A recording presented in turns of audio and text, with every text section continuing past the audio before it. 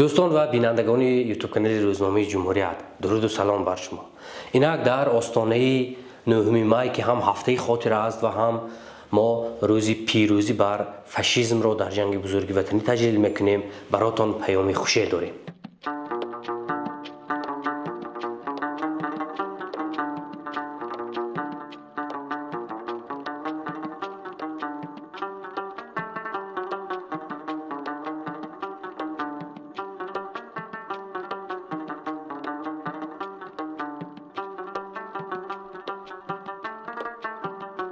این پیام خوش چاپ شدن کتاب باباجان غفورov و تمدن شرق در سلسله کتابخانه جمهوریت است. نشریه رسمی جمهوری تاجیکستان روزنامه جمهوریت که سالها با نام تاجیکستان سوویتی چاپ میشد، با باباجان غفورov که از مؤلفان فعال این روزنامه بود رابطه زیج داشت. این روزنامه تاریخی در آستانه 100مین سال نشر خود کتابی را چاپ کرد با عنوان باباجان غفورov و تمدن شرق با دو زبان، با زبانهای تاجیکی و روسی. این مجموعه مقاله با خاطر یادبود و گرامی داشت باباجان غفورov دستگلی بسیار هم زیبا و خوب است. مجموعه مذکور که با صفت بلند، مقاوم و صحیفه‌های رنگین چاپ شد، دومین کتاب روزنامه جمهوریت است که محض به خدمت‌های بی‌دریغ قهرمان تاجیکستان باباجان غفورov بخشیده شد. آزمون نشریه رسمی جمهوری تاجیکستان روزنامه جمهوریت یکجا با مقامات اجرایی محلی حاکمیت دولتی ناحیه باباجان غفورov، چاپ کتاب باباجان غفورov و شناخت تاجیکان سال 2019 در نشریات خراسان شهر خوجند، چاپ شماره مخصوص در حجم 20 صفحه به خاطر ارجگذاری به خدمت‌های باباجان غفورov و اینک چاپ کتاب نو، کتاب باباجان غفورov و تمدن شرق بار دیگر ثابت کرد که روزنامه چراغ یاد و یادگار مؤلفان و قهرمانان بزرگ خود را همیشه فروزان نگه می‌دارد. مجموعه با سرسخوان مختصر اهل قلم جمهوریت آغاز شده، از جمله در آن نوشته می‌شود: کتاب مجموعه بهترین مطلب‌ها درباره خدمت‌های بی‌نظیر این فرزانه فرزندی ملت میباشد.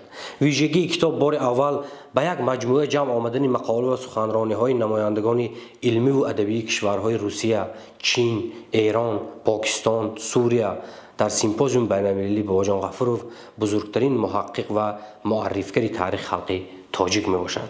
سخنرانی پیشوای ملت پرزیدنت جمهوری تاجیکستان محترم امالی رحمان در سیمپوزیوم مذکور آغاز زیبای کتاب است. همزمان بار نخست مقاله های علمی پژوهشگران و چهره های برازنده کشورهای خارجی از جمله ترجمان کتاب تاجیکان با زبان چینی سین سیزه از چین، دکتر عارف نوشاهی از پاکستان، پروفسور فرانسیس ریچارد از فرانسه، اکادمیک ویتالی واسیلیویچ ناومکین از روسیه، ترجمان ابراهیم استانبولی از سوریه، حسن بلخاری از ایران از زبانهای اصل به زبان تاجیکی ترجمه شده وارد مجموعه گردید و حسن و کمال کتاب افزود. متن‌های مقاله ها را ترجمان ورزیده خوشنود رحمت‌اللهیف از تاجیکی به زبان روسی گردانده است. در کتاب همزمان این حرف‌ها آمده است که رابطه همیشگی عالم را با روزنامه جمهوریت بازگو می‌کند.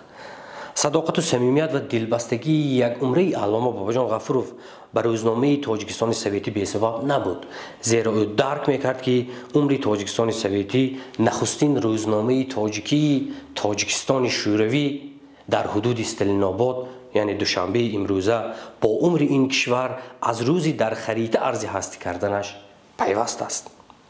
میدانست که عمر این جریده تاریخی که بار نخست با نام ایدی تاجیک از خود درک داده بود با عمر تاجیکستان و تاجیکان دراز است و فردا هم امروز هم با نام جمهوریت در پایداری دولت، منظم و پیشرفته کردن افکار جامعه و وحدت و همگرایی خلق تاجیک مساعدت میکند. در این راستا جمهوریت نیز نام صادقترین مخبر و مؤلف خود باباجان غفورov را زنده نگه می‌دارد و دلیل این گفته ها چاپ کتاب نو باباجان غفورov و تمدن شرق می باشد.